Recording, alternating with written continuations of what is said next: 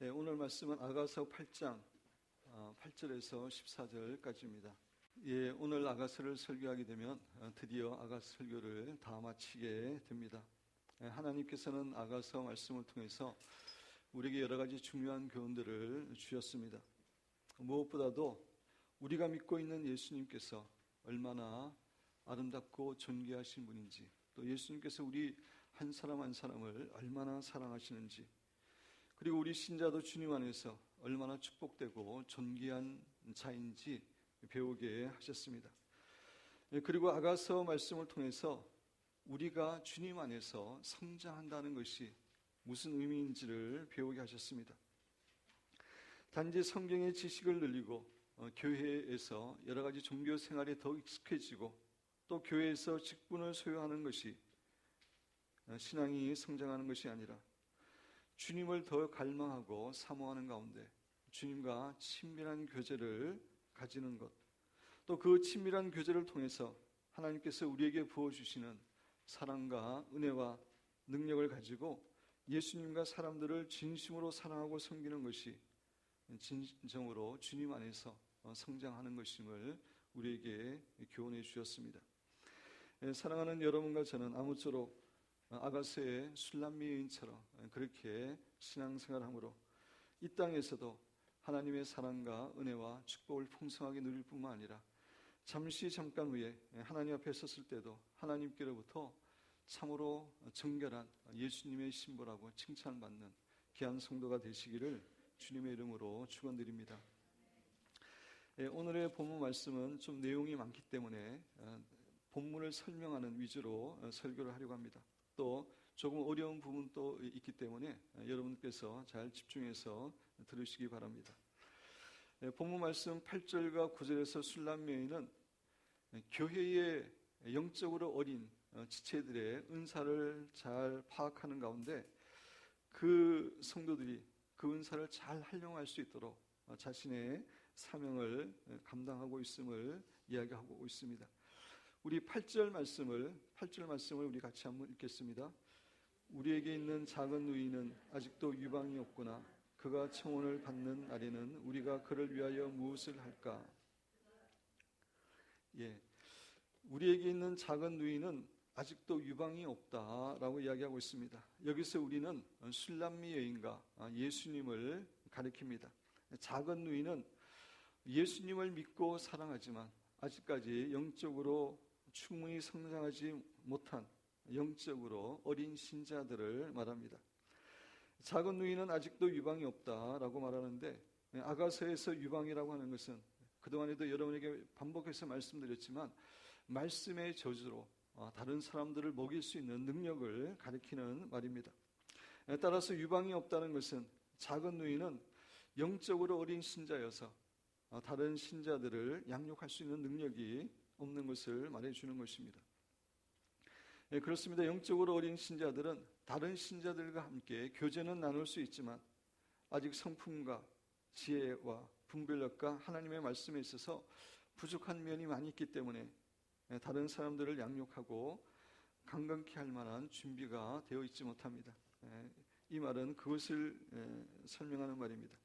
8절 하반절에 보면 그가 청혼을 받은 날에는 우리가 그를 위하여 무엇을 할까? 받는 날에는 우리가 그를 위하여 무엇을 할까? 결혼은 아이와 할 수 없습니다.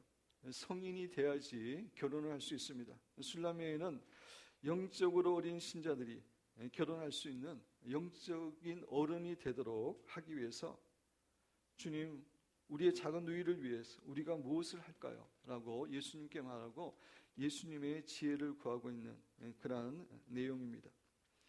이것이 바로 영적 아비의 마음입니다.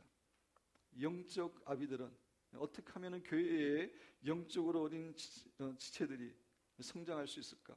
영적으로 잘 자랄 수 있을까? 영적으로 자라서 성이 어른이 될 수 있을까? 라고 생각하는 사람입니다. 아이들은 자기에만 관심이 있고 자기 중심입니다. 영적으로 어린아이도 마찬가지입니다. 영적으로 어린아이는 다른 사람에게는 별로 관심이 없고 자기에게만 관심이 있고 자기 위주의 신앙생활을 합니다. 그러나 믿음이 성장하게 되면 믿음이 영적 아비가 되면 다른 사람들이 어떻게 하면 영적으로 성장할 수 있을까 생각하게 되고 그들이 영적으로 성장하도록 돕고 싶은 그런 마음이 생깁니다. 술라미에는 이런 마음을 가질 정도로 충분히 믿음이 자란 상태에 있는 것입니다.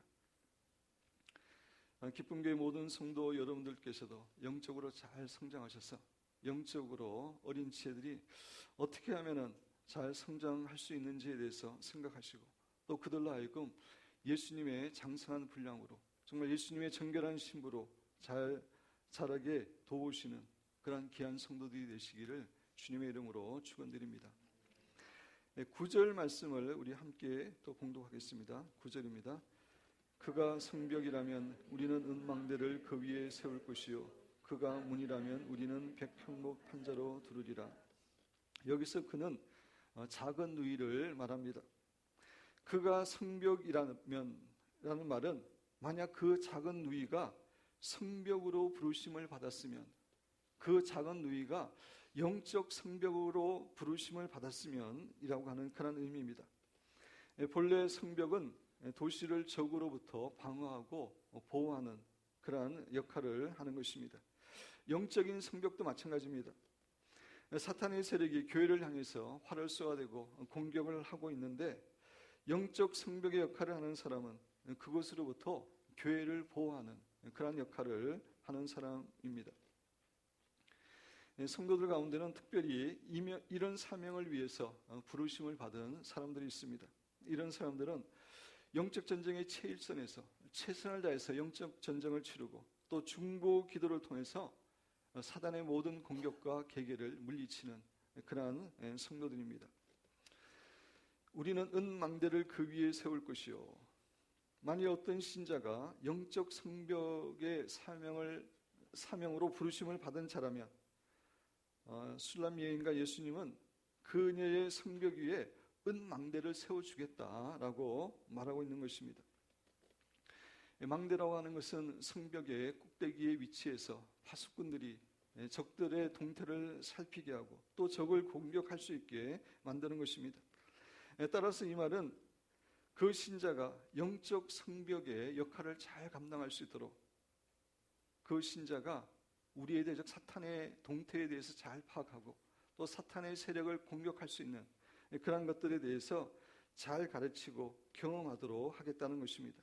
다시 말씀드려서 영적 전쟁에 대해서 잘 가르치고 경험하도록 해서 영적 성벽의 역할을 잘 감당할 수 있도록 해주겠다라고 하는 그런 의미입니다.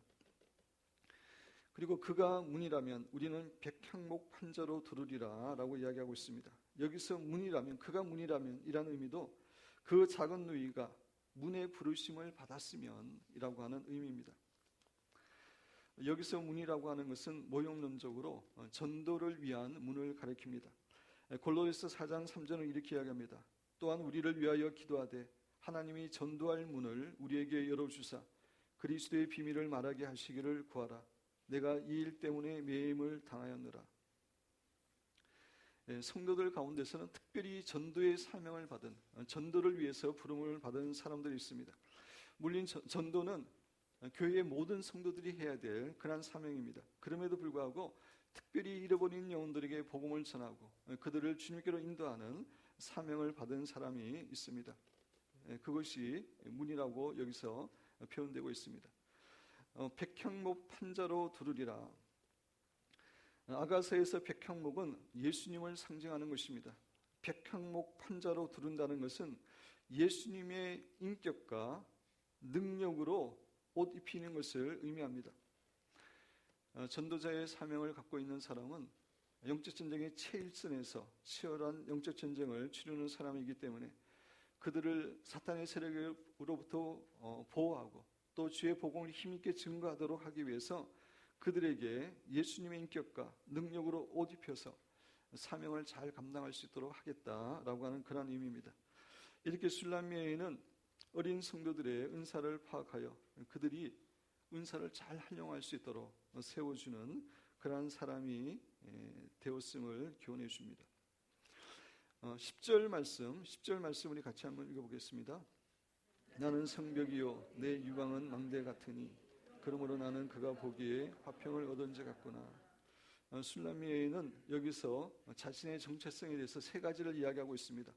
자신은 성벽이고, 자신의 유방은 망대 같고, 그리고 자신은 화평을 얻은 자라고 이야기하고 있습니다.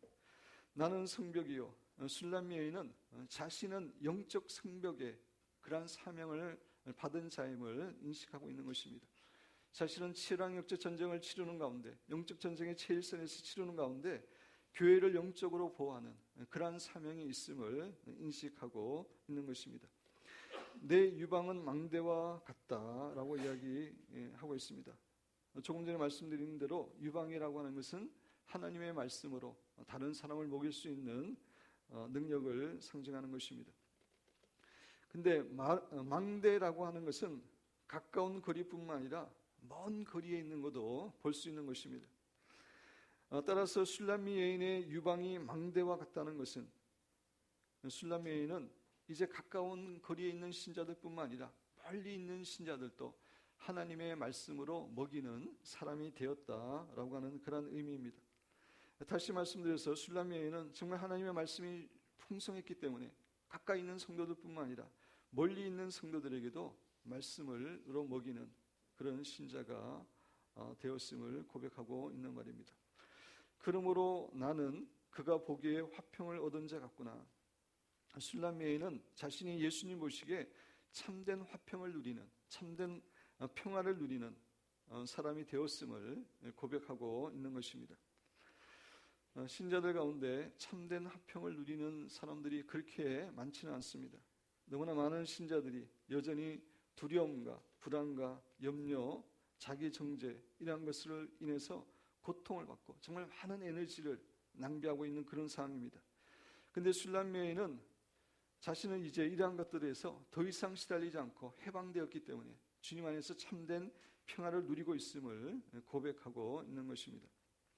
그런데 술람미 여인이 이렇게 자신에 대해서 정체성을 고백하고 있는 것은 결코 자기를 자랑하고 자기를 나타내기 위한 그런 마음으로 말하고 있는 것이 아니라 이것이 자신의 정체성이기 때문에 자신은 이 정체성에 맞는 최선의 삶을 살겠다고 하는 그런 의미에서 이 말을 고백하고 있는 것으로 이해를 하셔야 됩니다. 11절 말씀을 우리 같이 한번 읽어보겠습니다. 솔로몬이 바알하몬의 포도나무에서 지키는 자들에게 맡겨두고 그들로 각기 그 열매로 말미암아 은천을 바치게 하였구나. 솔로몬 왕은 바알하몬이라는 곳에 포도원을 가지고 있었는데 그 포도원을 소장농에게 맡겼습니다. 그리고 그 대가로 매년 은천을 바치겠습니다. 이것이 바로 문자적인 의미입니다. 모형론적으로 포도원은 교회를 의미합니다. 예수님께서는 자신의 교회를 돌볼 책임을 모든 성도들에게 각각 다 맡기셨습니다. 목사들에게만, 주의 종에게만 교회를 돌보는 사명을 맡겨주신 것이 아니라 모든 성도들에게 다 사명을 맡겨주셨습니다. 그것은 신약에서는 모든 성도가 다 제사장이고 교회를 돌봐야 될 사명을 갖고 있기 때문입니다. 그래서 우리에게 교회를 잘 돌보도록 하기 위해서 우리에게 각각 달란트와 은사도 다 허락해 주셨습니다. 그런데 솔로몬 왕이 포도원의 소장농에게 은천을 바치게 한 것처럼 예수님께서는 반드시 우리 신자에게 맡기신 것에 대해서 결산을 하실 것임을, 우리와 결산을 하실 것임을 이 본문은 우리에게 교훈해 주고 있는 것입니다. 예수님은 달란트 비유를 통해서 하나님께서는 우리에게 맡기신 달란트에 대해 반드시 우리가 하나님께 결산하는 날이 있음을 교훈하고 계십니다. 그렇습니다. 우리에게 있는 생명과 재능과 시간과 물질과 자녀, 이 모든 것들은 다 하나님께서 주신 것이기 때문에 이것들에 대해서 하나님 앞에서 철저하게 결산하는, 계산해야 되는 날이 옵니다. 술람미 여인은 여기서 그 얘기를 영적으로 우리에게 교훈해 주고 있는 것입니다. 은천을 바치게 하였구나 라고 하는데, 은천이라고 하는 것은 하나님께서 우리에게 맡기신 만큼 요구하는 양을 상징하는 말입니다. 하나님께서는 5달란트 맡은 자와 2달란트 맡은 자와 1달란트 맡은 자에게 각각 요구하는 것이 달랐습니다. 하나님께서 맡기신 만큼 그들에게 요구하셨습니다. 우리 교회 성도들을 보더라도 마찬가지입니다. 하나님께서 성도들에게 주신 은사와 달란트가 다 다릅니다. 어떤 사람들은 많이 받았고 어떤 사람들은 적게 받았습니다. 하나님께서는 우리에게 맡기신 것만큼 결산날 요구하시는데, 은천이라고 하는 것은 하나님께서 우리에게 맡기신 만큼 요구하는 그 양을 의미하는 말입니다. 12절 말씀 우리 같이 한번 읽겠습니다. 솔로몬 너는 천을 얻겠고 열매는 지키는 자도 200을 얻으려니와 내게 속한 내 포도원은 내 앞에 있구나. 솔로몬 너는 천을 얻겠다라는 말은 조금 전에 말씀드린 대로 하나님께서는 우리에게 맡겨주신 그러한 달란트와 은사만큼 반드시 요구하실 것이다 라고 하는 그런 의미입니다. 그렇습니다. 우리 인간은 이 땅에서 인생을 마쳤을 때, 아니면 예수 그리스도께서 이 세상에 다시 오셨을 때에 반드시 그리스도의 심판대에 서게 되어 있습니다. 그때 우리는 하나님께서 우리에게 맡겨주신 것들에 대해서, 다시 말씀드려서 우리의 생명과 시간과 재능과 물질과 자녀들에 대해서 철저하게 하나님 앞에 계산을 해야 됩니다. 하나님께서 우리에게 맡겨주신 그러한 것들을 가지고 정말 주님을 위해서 살았는지, 교회를 섬기는 데 사용했는지 철저하게 결산하는 날이 옵니다. 그때 하나님께서는 우리에게 맡기실 것만큼 은천을 요구하시는 것입니다. 우리는 그날을 늘 기억하면서 사는 지혜로운 사람이 되어야 됩니다. 열매를 지키는 자도 200을 얻으려니와 라고 이야기하고 있습니다. 우리 신자가 주님께서 맡겨주신 교회를 돌보는 사역을 잘 감당했을 때 하나님께로부터 은 200을 얻게 될 것을 말하는 것입니다. 이 말은 우리가 이 땅에서 교회와 하나님 나라를 위해서, 또 어려운 이웃을 위해서 최선을 다해서 수고하고 봉사한 것에 대해서 반드시 하나님께서는 우리에게 상급을 해주신다라고 하는 그런 의미입니다. 고린도전서 15장 58절은 이렇게 얘기합니다. 그러므로 내 사랑하는 자들아 견실하며 흔들리지 말며 항상 주의 일에 더욱 힘쓰는 자들이 되라. 이는 너희 수고가 주 안에서 헛되지 않은 줄 알미니라. 우리에게 주님 안에서 더욱더 견실해서 충성하라고 사도 바울은 이야기하고 있습니다. 그러면서 우리 수고가 주 안에서 결코 헛되지 않다고 이야기하고 있습니다. 그렇습니다. 우리가 주님을 만나는 그날에 우리가 주님을 위해서 헌신한 그 모든 것에 대해서 은 200을 반드시 받게 될 것이기 때문입니다. 또 요한계시록 22장 12절은 이렇게 이야기합니다. 보라 내가 속히 오리니 내가 줄 상이 내게 있어 각 사람에게 그가 행한 대로 갚아주리라. 예수님께서 속히 오실 텐데 예수님께서는 각 사람에게 그가 행한 대로, 그가 주님을 위해서 교회를 위해서 행한 대로 그대로 갚아주신다라고 이야기하는데, 그 갚아주시는 상급이 여기서 은 200으로 상징되어 있는 것입니다. 사랑하는 성도 여러분, 우리에게 있는 모든 것이 하나님께로부터 온 것이고 그것에 대해 반드시 하나님 앞에서 결산하는 날이 온다는 것을 잊어서는 안 됩니다. 지혜로운 자는 멀리 내다보고 살아가는 사람입니다. 지혜로운 자는 이 땅에서의 삶을 바라보지 않고 영원한 하늘나라와 영원한 그 하늘나라에서 주님과의 결산을 바라보고, 그래서 주님이 주시는 달란트를 가지고 주님을 위해서 최선을 다해서 살아가는 사람입니다. 사랑하는 기쁨교회 성도 여러분들은 다 이런 지혜로운 사람이 되어서 예수님께서 잠깐 후에 이 세상에 오셔서 우리와 결산하시는 날 정말 착하고 충성된 종이었다고 칭찬을 받고, 그래서 주님의 기쁨에 동참하시는 축복된 성도들이 되시기를 주님의 이름으로 축원드립니다.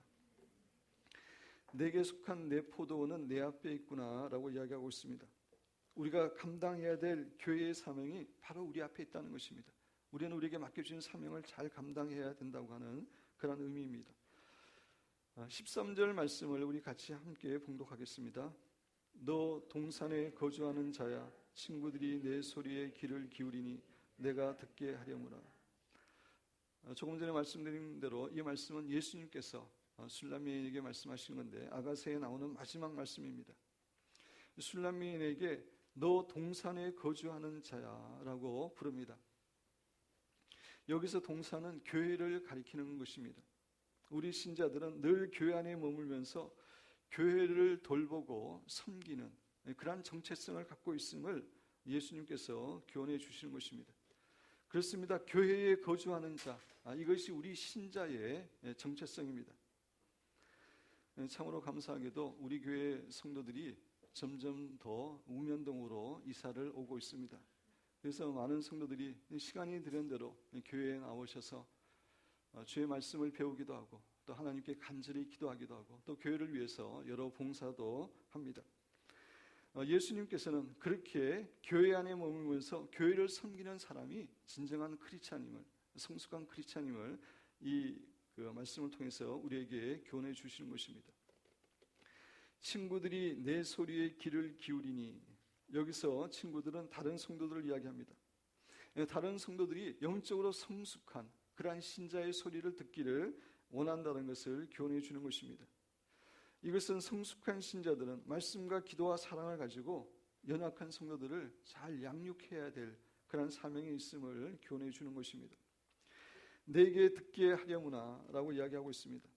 예수님은 술람미인에게 그녀의 목소리를 내게 들려달라라고 요청하시는 것입니다. 우리 신자가 예수님 앞에 나아가 찬양의 목소리와 기도의 목소리와 예배의 목소리를 올려드리는 것을 주님께서 너무나 기뻐하십니다. 그래서 예수님께서는 우리에게 목소리를 들려달라, 내게 목소리를 들려달라라고 말씀하시는 겁니다. 성도 여러분, 우리가 주님을 위해서 최선을 다해서 봉사하는 것도 중요하지만 그보다 더 중요한 것은 우리가 주님 앞에 나아가 찬양과 기도와 예배를 통해서 우리의 목소리를 주님께 들려드리는 것임을 잊지 마시기 바랍니다.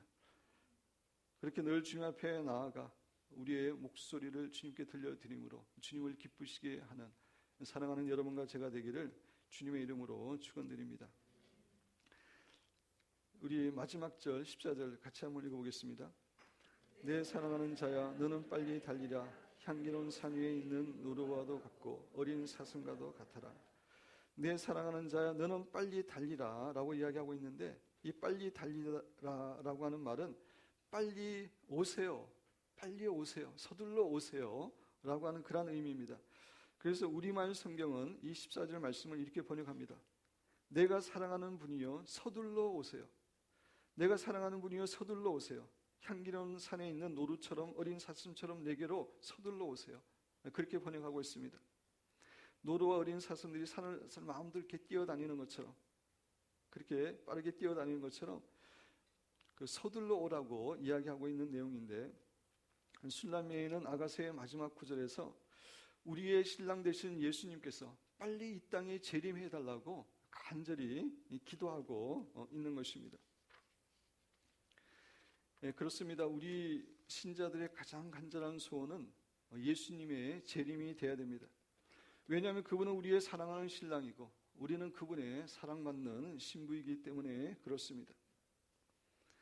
성도 여러분, 우리는 마지막 시대의 성도들입니다. 마지막 시대에 사는 우리 성도의 가장 큰 사명은 예수 그리스도의 재림을 갈망하고 주님의 재림을 예비하는 것입니다. 세례 요한이 예수님의 초림을 갈망하고 예수님의 초림을 예비했던 것처럼 우리 신자는 예수님의 재림을 갈망하고 그것을 예비하는 성도가 되어야 됩니다. 따라서 우리는 예수님께서 정말 빨리 오시도록, 서둘러 오시도록 계속해서 중보 기도를 하는 그런 사람이 되어야 되고, 또 하나는 아직까지도 하나님을 알지 못하는 잃어버린 영혼들이 주님을 만남으로 재림하시는 예수님을 기쁨으로 맞이할 수 있도록 그들에게 적극적으로 전도하는 그런 일을 함으로 주님의 재림을 예비하는 그런 성도가 되어야 됩니다.